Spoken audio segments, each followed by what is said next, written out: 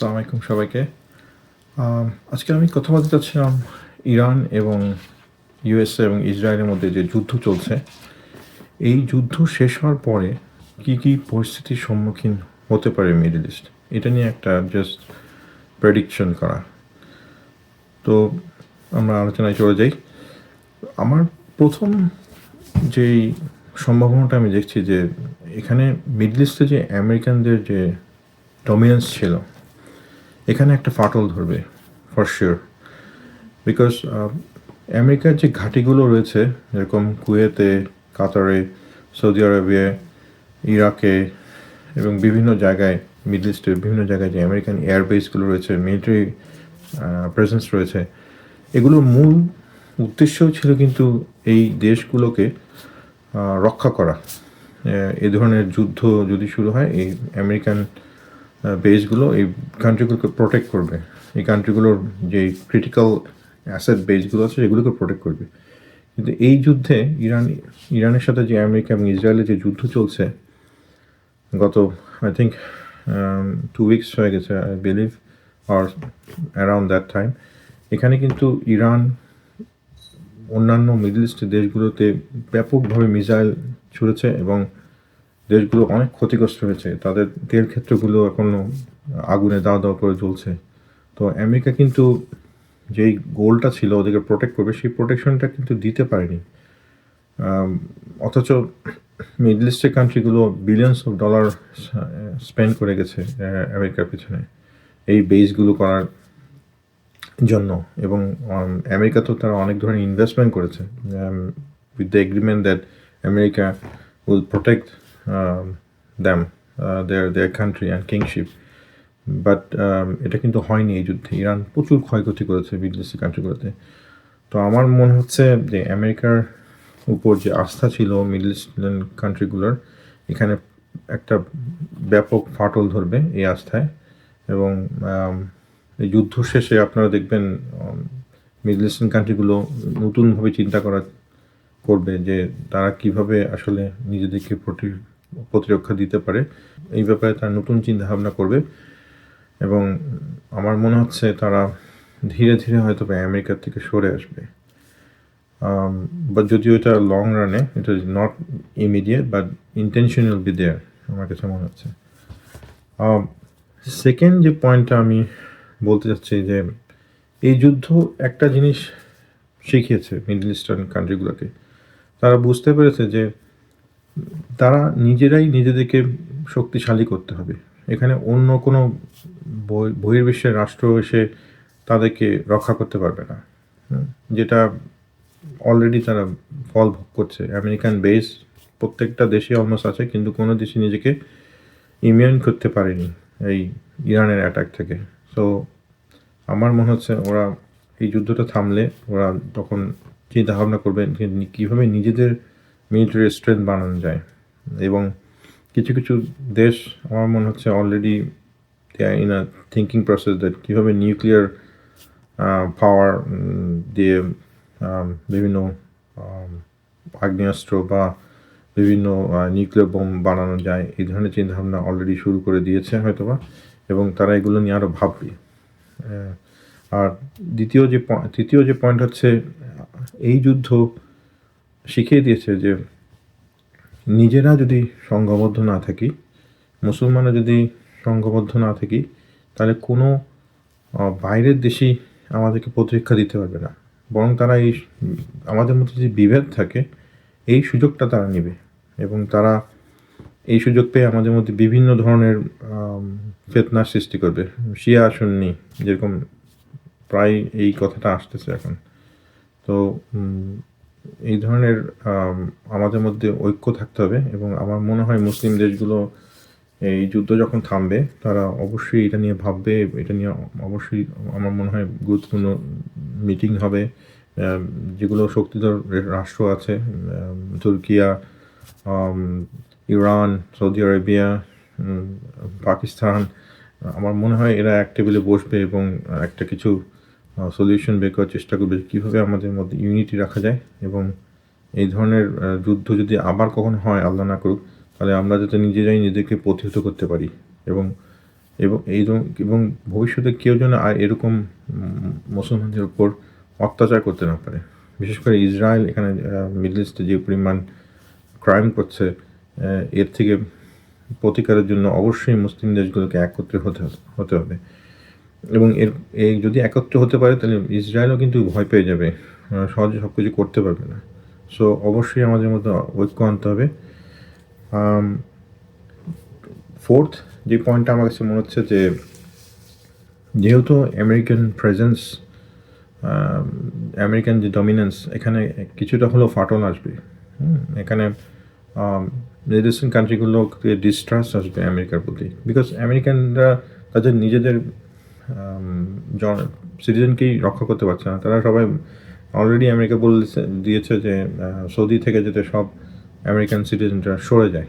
So যেখানে তারা নিজেদের পিপলকেই সিকিউরিটি দিতে পারছে না, তারা কীভাবে মিডল ইস্টার্ন কান্ট্রিগুলোকে সিকিউরিটি দিবে? সো আমার মনে হচ্ছে এই সুযোগটা নিবে রাশিয়া এবং চায়না। তারা আরও বেশি পরিমাণে মিডল ইস্টার্ন কান্ট্রিগুলোর সাথে রিলেশনশিপ বিল্ড করার চেষ্টা করবে এবং বিভিন্ন ধরনের মিলিটারি এবং টেকনোলজিক্যাল সহায়তা দেওয়ার চেষ্টা করবে। তারা ইকোনমিক্যালি অলরেডি সৌদি আরবের সাথে চায়নার অলরেডি ম্যাসিভ ট্রানজ্যাকশন হচ্ছে, so economically they are doing ইট।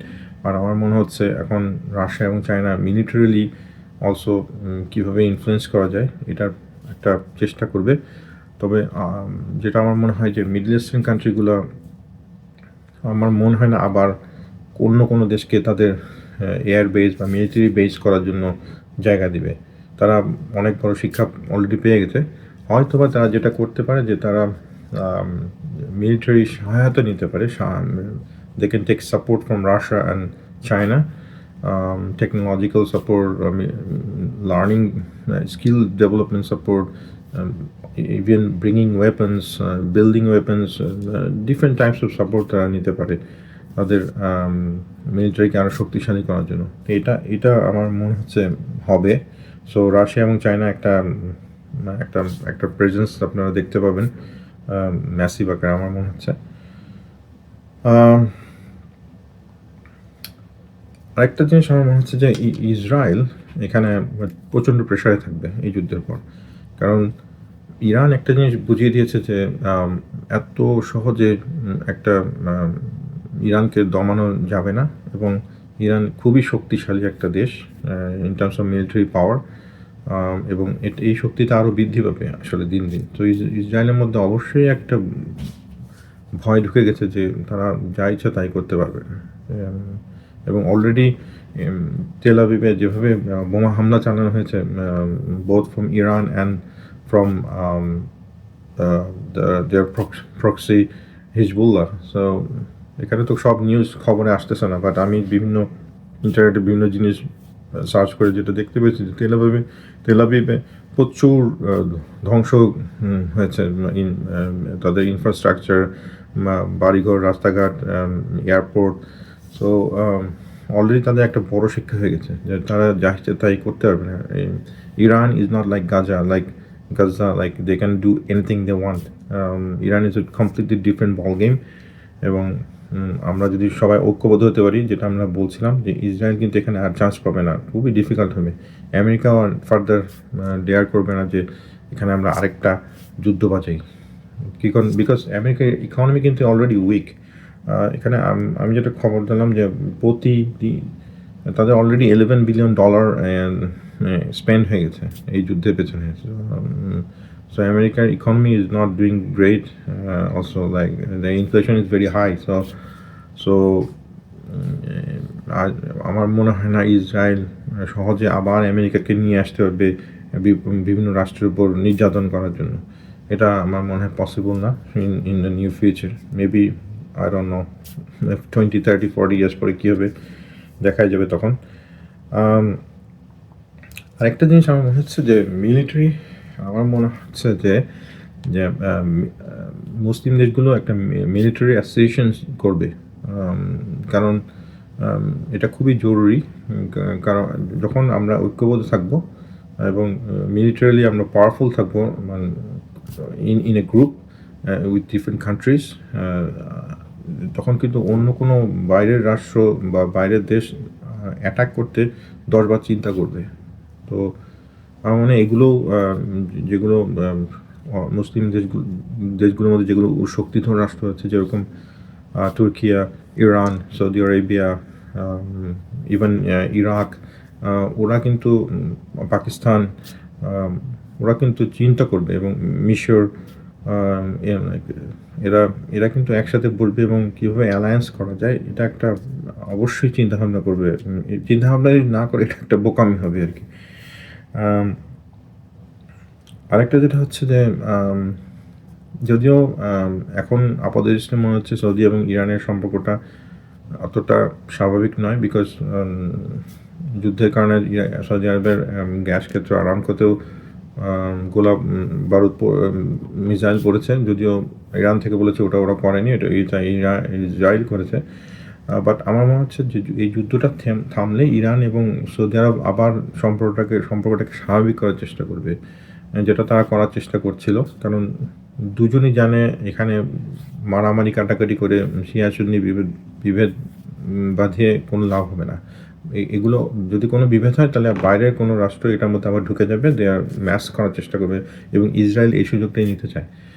তো আমার মনে হচ্ছে এই দুটো দেশ সৌদি এবং ইরান আবার তারা আলোচনার টেবিলে বসবে এবং একটা সুস্থ সম্পর্ক বজায় রাখার চেষ্টা করবে, অ্যাটলিস্ট তাদের নিজেদের স্বার্থেই।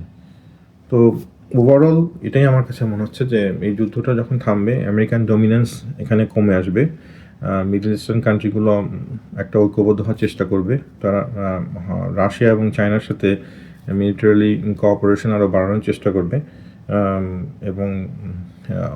এবং আমরা দেখতে পাবো হয়তো বা যে একটা মুসলিম অ্যাসোসিয়েশন হয়েছে ন্যাটোর মতো, যারা যে কোনো যুদ্ধ বা এরকম ধরনের প্রতিকূল পরিস্থিতিতে ঐক্যবদ্ধভাবে তারা ফাইট করবে অন্য কোনো এনিমির সাথে। তো আমি আশা করছি যে সামথিং এই যুদ্ধটা আমাদেরকে শিক্ষা দিয়েছে, এবং আল্লাহ পাকের এটা একটা স্ট্র্যাটেজি যে এর মাধ্যমে মুসলমানরা বুঝতে পারবে তাদের কী করা উচিত, তাদের কী করা উচিত না, বিকজ একটা ধাক্কা তো খেতে হবে, সেখান থেকেই মুসলমানরা শিখবে। তো আশা করছি আমাদের জন্য রাস্তাটা অনেক সহজ হবে, এবং আমি দোয়া করছি যে এই যুদ্ধে যাতে মুসলমানরা জয়ী হয়, সেটা শিয়া হোক সুন্নি হোক, we are all same, we are Muslim, এবং মুসলিমরা যাতে কাফেরদের বিরুদ্ধে জয়যুক্ত হয়। আমিন। আসসালামু আলাইকুম।